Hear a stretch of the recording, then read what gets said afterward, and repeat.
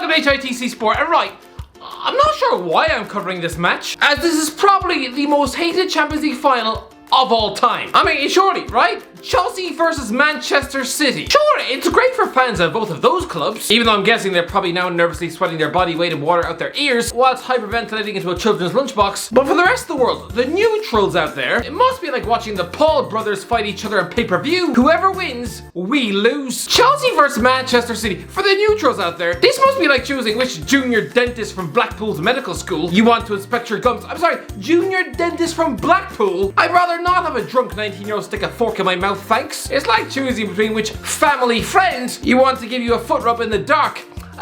None please. It's like choosing which Twilight movie you want to watch. It doesn't really matter which one, they'll all make you bleed out the ears. For example, right, Man United fans, you just blown the B-Tech European final against Villarreal, and now what are you gonna do? Cheer on Chelsea? Considering they were your biggest rivals during the 2000s, this would be like Liam Gallagher attending a Blur concert. He'd probably rather cram the tickets into a ham sandwich and eat it on the bus. For Man United fans to be cheering on Chelsea must feel about as natural as marrying your cousin. Unless, of course, you're from Norwich, in which case it's just par for the course. Are you really looking forward to Roy Jennings dominate the internet, looking like a grinning Cheshire cat who's just discovered the joys of puberty? Sounds about as nauseating as stuffing a vacuum cleaner up your nose. I can already feel the headache from here. I don't have anything against Chelsea or Man City, but both these clubs, they're new age vanity projects. I mean, this isn't a dig, it's the truth. You know it yourself, your success is not organic. It's the product of sugar daddies. This isn't an insult, I promise you. It is the truth, good Christ. Even the likes of Paris Hilton would probably admit that her career is based solely off her daddy's credit card. Both of these clubs are able to instill a feeling of jealousy and hate amongst the rest of the footballing world. Good Christ, I'm pretty sure a true Geordie isn't able to look at the Manchester City badge without feeling his testicles shrink to the size of Milky Bar buttons. Anyway,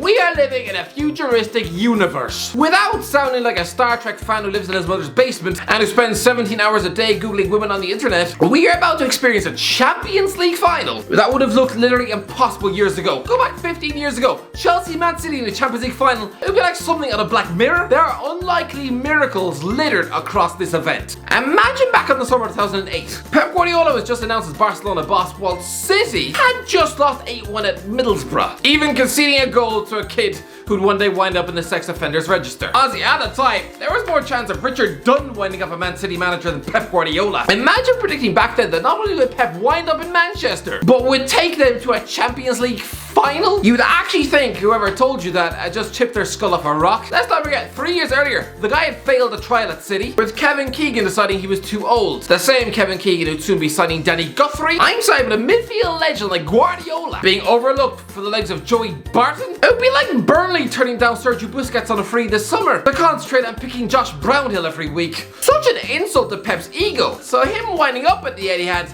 is the equivalent of marrying a woman who 10 years ago spat in your face down the pub. Who else? Riyad Mahrez, a fella who once failed a trial at St. Mirren in 2004. And that was back when City fans were tossing themselves off in a damp sock to the thought of Sean Ray Phillips. So imagine predicting that this skinny Algerian matchstick, who was literally kicked off the park in Scotland, would one day take this relegation fighting club to a Champions League final. Across this City team, there's former Barnsley and Sheffield United defenders, QPR Academy products. The fact Scott Carson is about to travel to his second Champions League final of his career, with both of them 16 years apart. Lads, he actually got a medal in Istanbul the first time, and if it wasn't for a global pandemic, he'd have been visiting Istanbul twice in his life for a Champions League final each time. The only way he should go to Istanbul is on a family holiday. Lads, if he actually manages to claw himself another Champions League medal this weekend, when he's barely been above the standard of goddamn Wigan, then honestly, he needs to kiss his agent squarely in the teeth. What about Kevin De Bruyne? When he was at Chelsea, they didn't even invite him to the Champions League final in Munich. Instead, he was forced to sit at home watching the game on the couch, with half the Chelsea squad forgetting who he even was. But now, De Bruyne is being treated as a key man in the Champions League final against the club who treats him like a half-empty tin of baked beans.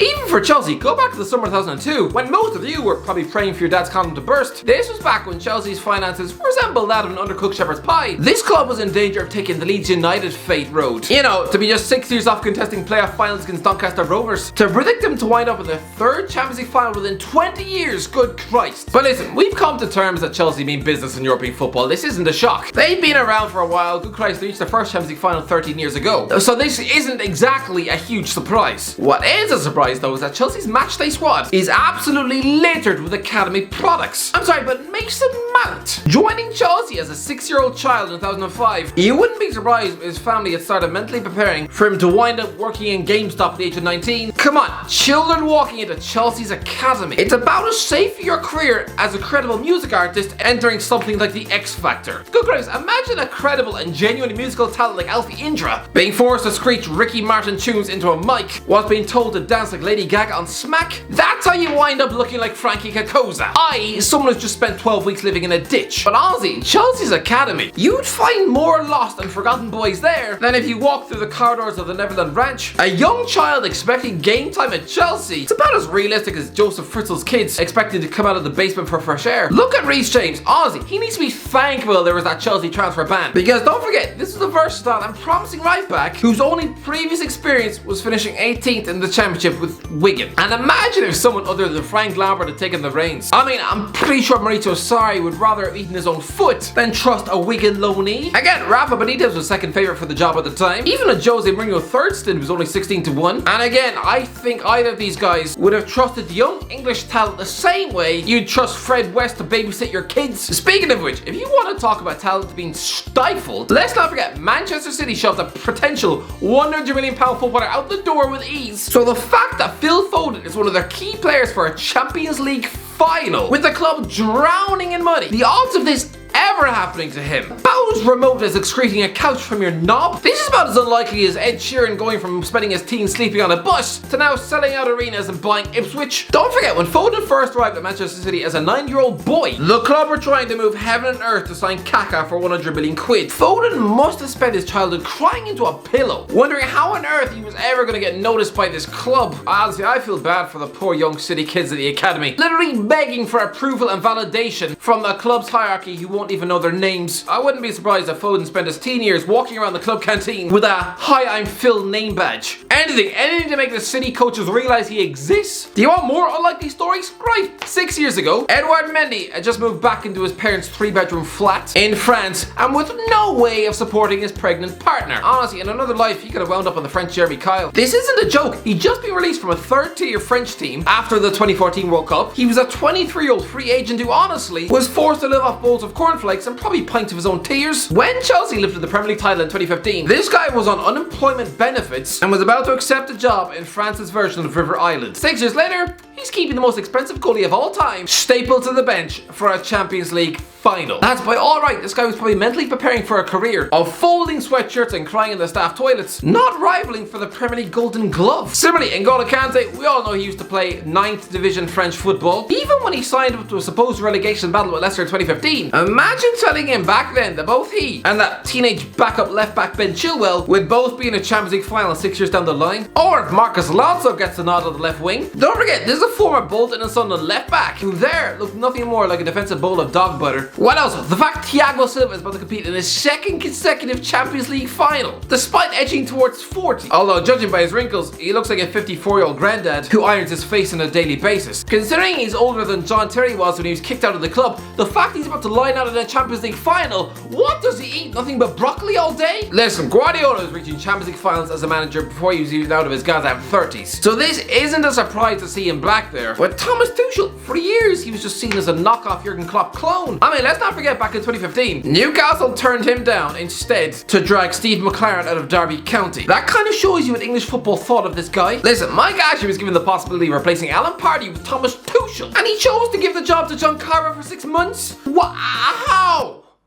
But now, back-to-back Champions League finals with 2 different clubs? Doesn't really look like a German PE teacher now, does he, Mike? Listen, last season Chelsea played 9 games in Europe, conceded 18 goals, including 4 at home to Ajax. Under Frank Lampard, Bayern Munich literally slapped around like a piñata made of cheese. And to think they began last season's Champions League campaign with a Ross Barkley penalty miss, it's fair to say things have drastically changed. For example, Barkley has since morphed into the next Danny Drinkwater, silently eating spaghetti on his couch. The job Thomas Tuchel has done in 6 months is incredible. And you might say Chelsea have the mental edge for this game. They've already beaten City twice in 2021, and that 3-1 City demolition job at Stamford Bridge with Frank Lampard was in charge seems a million miles ago now. Listen, both sets of fans are desperate to win this game. Chelsea have won the thing since 2012, while City, this is the first time they've ever sneaked knees in the direction of a Champions League final. And considering it's only a decade out from employing the likes of Sun Ji-hye and Danny Mills, this must be a surreal moment. But you know what? Champions League finals are always tight games. They say Pep Guardiola is a Champions League bottle job because he hasn't reached this thing in 10 years. I'm sorry, absolutely ridiculous. Do you know how hard it is to reach a Champions League final? Apparently Guardiola bottled it in 2012 when Chelsea knocked Barcelona out. I'm sorry, but Pep cannot legislate for the greatest player of all time missing a penalty kick. They say he bottled it at Bayern Munich. Okay, yes, he took over a team who just won the treble, but are we forgetting the previous year they just bottled the final at their own stadium against a team with Ryan Bertrand on the left wing? And before that, they hadn't won the Champions League since 2001. He reached 3 consecutive semi-finals with Bayern Munich, losing to Real Madrid, Barcelona, and Atletico Madrid. I don't think there's any shame in that. Good race, coming up against Ronaldo, Messi, Neymar, Suarez, even Antoine Griezmann in 2016. Cut him a bit of slack. And at Man City, yes, losing to Monaco sounds bad, but I'm sorry, it was his first season at City, and he was coming up against the most fearsome young player on the planet. Yeah, losing to Tottenham was bad too, but I'm sorry, if there was no VAR in that match, I'm pretty sure City would have reached the final of the Champions League that season. Guardiola is not a Champions League final bottle job. He's won every European final he's been in. So I think it's going to be a similar thing. I actually think City are going to control this game from start to finish. A routine 2-0 City win. And Raheem Sterling, after all the brain dead criticism he's got this season, he's actually going to score in the final. Just you wait and see. And lads, trust me, if City don't win this Champions League final, I'll eat a Freddo bar that's been dipped in a pint of fat. Anyway, that's it for us. Let me know in the comments below, what do you think is going to be the score in the Champions League final? Let me know in the comments below. Enjoy the video. Don't forget to like, subscribe, and as always, I'll talk to you in a while.